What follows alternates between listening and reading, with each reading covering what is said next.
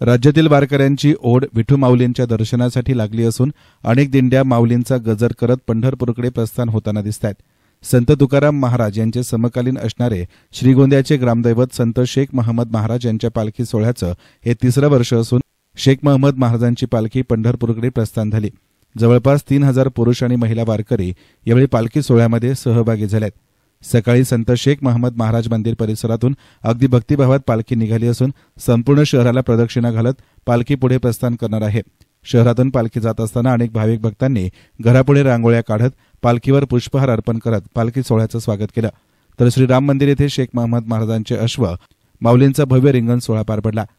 प्रस्थान केलेली ही पालखी 10 ठिकाणी मुक्कामी असून 7 जुलैला श्री क्षेत्र पंढरपूर येथे दाखल होणार आहे. असंख्य वारकरी मंडळी या सोहळ्यात सहभागी होऊन विठूनामाचा गजर करत वारीचा आनंद घेत होते. हिंदू मुस्लिम धर्माचं प्रतीक असणाऱ्या संत शेख महम्मद महाराज यांच्या पालखी सोहळ्याला एक विशेष महत्त्व असल्यानं पालखी सोहळ्याचे प्रत्येक गावामध्ये अनोखे स्वागत गावकरी करतायत.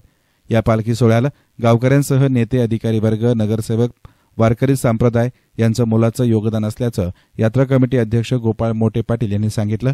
तर वारकरी संप्रदायातील माजी मंत्री बबनराव पाचपुते यांनी देखील सहभाग नोंदवत पालखी सोहळ्याचा आनंद घेतला. श्रीगोंदा पंचक्रोशीचं ग्रामदैवत श्रीगोंद्याचं भूषण तुकाराम महाराजांची समकालीन संत महानुभूती संत शेख महम्मद महाराज, योगी पुरुष, ज्ञानेश्वरानंतर संजीवन समाधी असणारे शेख महम्मद महाराज श्रीगोंद्यामध्ये वास्तव्य करून सपत्नीक त्यांनी श्रीगोंदा शहरात समाधी घेतली. इथे 4 संत प्रल्हाद महाराज महापुरुष, रावळ महाराज, गोदड महाराज आणि सद्गुरू संत शेख महम्मद महाराज 4 समकालीन आहेत. 3 हिंदू कुळीत आहेत, परंतु सद्गुरू शेख महम्मद महाराज मुस्लिम कुळीत जन्माला येऊन त्यांनी हिंदू धर्माचा प्रचार केला. राष्ट्रीय एकात्मतेचं प्रतीक त्याला जगभर संबोधलं जातं. वारकरी संप्रदायातील भजन, कीर्तन, प्रवचन शेख महम्मदांचं एवढं मोठं साहित्य आपल्याकडे आहे की त्याचा जो आम्ही 4 ग्रंथ प्रकाशित केलेले आहेत. अनुषंगाने 2-3 वर्षापूर्वी अशीच मंदिर आम्ही राजकीय, सामाजिक सर्व क्षेत्रातील जिथे भेदाभेद नाही केलं सर्व धर्मियांचं ग्रामदैवत आहे. एकत्र बसून 3 वर्षापूर्वी पालखी पहिला सोहळा सुरू केला. आता हे 3रं वर्ष आहे. हे करत असताना गावातील आम्ही राजकीय क्षेत्रात, सामाजिक क्षेत्रात सर्व शेतकरी बांधव सर्व लोक मनोभावे सहकार्य करतात, सेवा देतात. आणि आज मालकांचा रथ झाला एवढा मोठा, त्याला गावातील लोकांनी नेला. आज माझी जी बैलजोडी आहे ती तुकाराम महाराजांच्या पालखीला खांदावून इथं आलेले आहे. सागरचे टिळेकर, धायरीचे आणि त्यांचे सहकारी आमचे बोदके साहेब. बैलगाडा शेती म्हणजे महाराष्ट्रभर नाव आहे की आपल्या सरकारने बैलगाडा शेती बंद केल्या होत्या. त्या पिढीनं आज सुप्रीम कोर्टातून आणलेले माणूस आमचे बोदके साहेब इथे आहे. त्यांचं एवढं प्रेम महाराजांचं आहे की ते आतापर्यंत कुठलाही रुपया न घेता आमच्याकडनं कुठल्या यात्रा श्रीफळ सुद्धा घेत नाहीत. म्हणून 3रं वर्ष त्यांची 4 बैल त्यावर असणारी 25 मुलं बैलांचं कुठलंही आमच्याकडे स्वीकारत नाही. आता यावर्षी दगारा गाडी वैकुंठवाचे आमदार अरुणकाका जगताप यांच्या स्मरणार्थ त्यांची मुलं आमदार संगणा जगताप आणि सचिन जगताप यांनी नगारा गाडी आम्हाला दिलेली आहे यात्रा पालखी सोहळ्यासाठी. तसेच तालुक्यातील आणखी सर्व लोक मनोभावी इथे येऊन जेव्हा करतात. इथे कुठलाही भेदाभेद नाही. आता आज प्रस्थान झालेला आहे.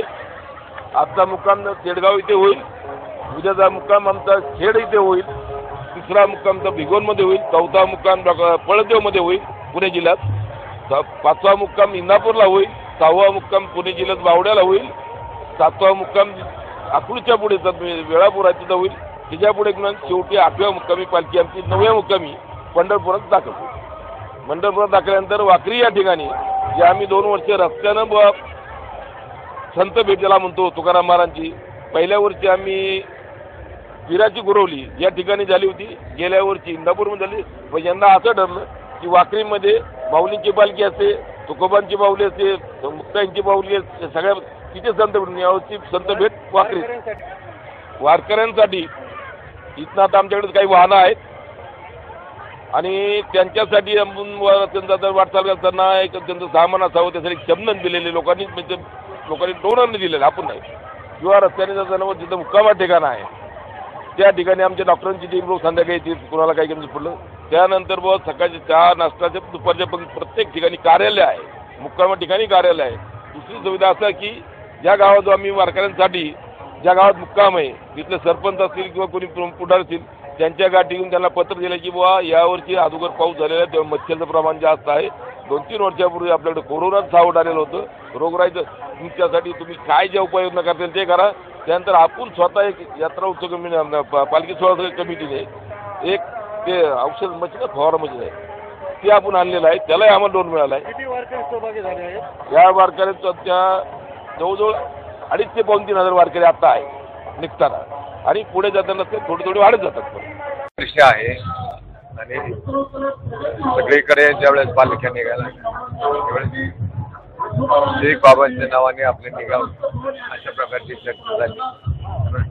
पूर्वी इथून जातच होते हे आता वारकरी आहेत, त्यातले निम्म्याच्या पुढे वारकरी दुसऱ्या दिंड्यात जात होते. या श्रीगोंद्यामधून 30-40 दिंड्या बाहेर जातात, बाहेरून येताना इथून जातात आणि स्वतः श्रीगोंद्यामध्ये 155 दिंड्या आहेत सगळ्या. मुखीच आहे, कारण माऊलीच्या नावाने वारी निघते, त्यामुळे ती वारी महाराष्ट्रातले सगळे लोक निघतात. श्रीगोंद्याने काही गावात माऊलीच्या वारीमध्ये YES9 मीडियासाठी प्रतिनिधी गणेश कांबळे, श्रीगोंदा.